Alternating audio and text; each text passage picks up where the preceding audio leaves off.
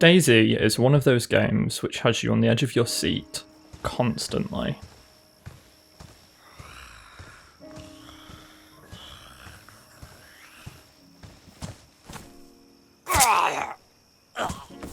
There is always a feeling that someone is watching you, that there's something ready to kill you at any moment.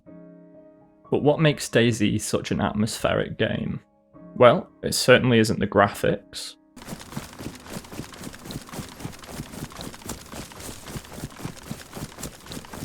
Or the animations.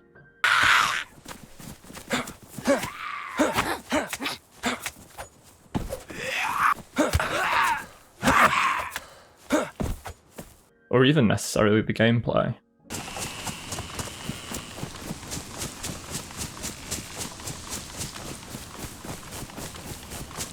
I'm about to show you two clips. I want you to see which one feels more atmospheric and why.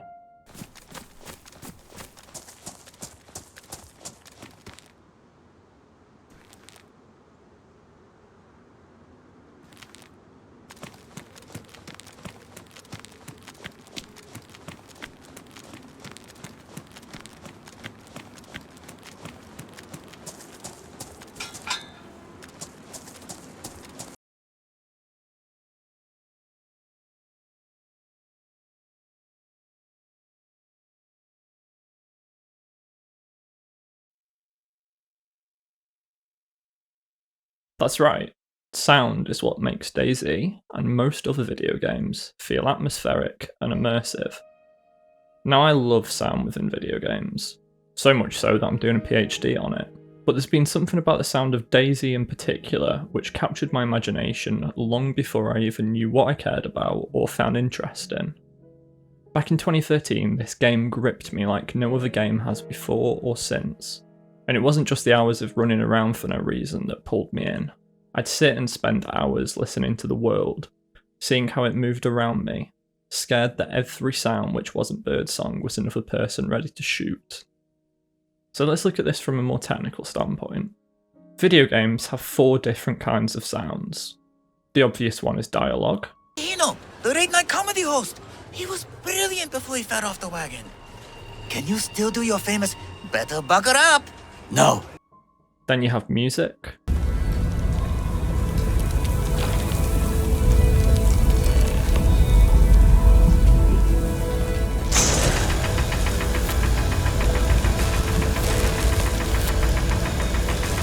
Then there's spot effects. These are sounds which represent an event and often give audio feedback to the player. This could be footsteps or a gunshot. And finally, we have the thing which makes DayZ sound so atmospheric, the aptly named Atmos track.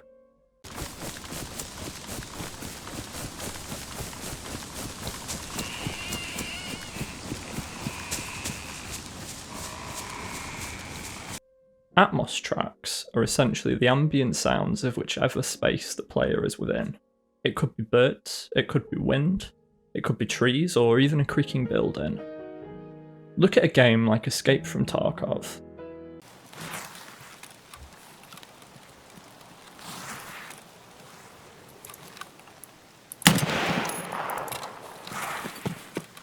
Tarkov uses Atmos tracks as a game mechanic.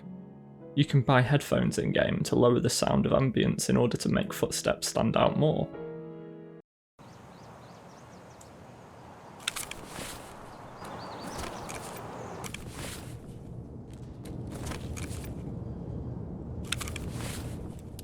In order to make them worth buying, however, Tarkov really has to create large and loud Atmos tracks, much like DayZ.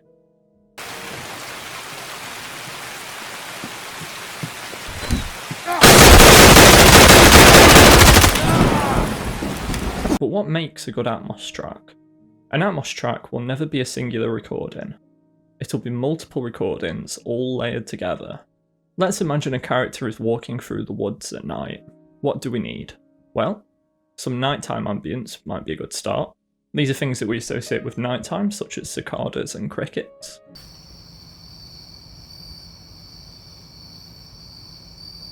Then we could add the sound of wind to make it a bit more eerie.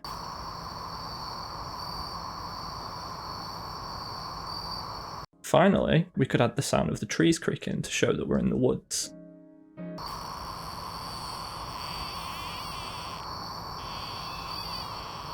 But what if it starts raining? Well, we can introduce that as well.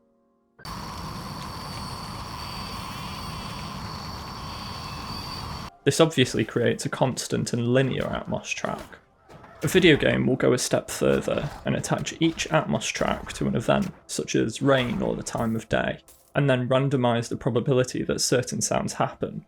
In DayZ's case, this could be animals.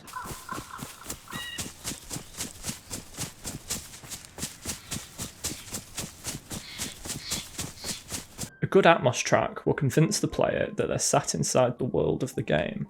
It's designed specifically to make everything sound alive, real, and breathing.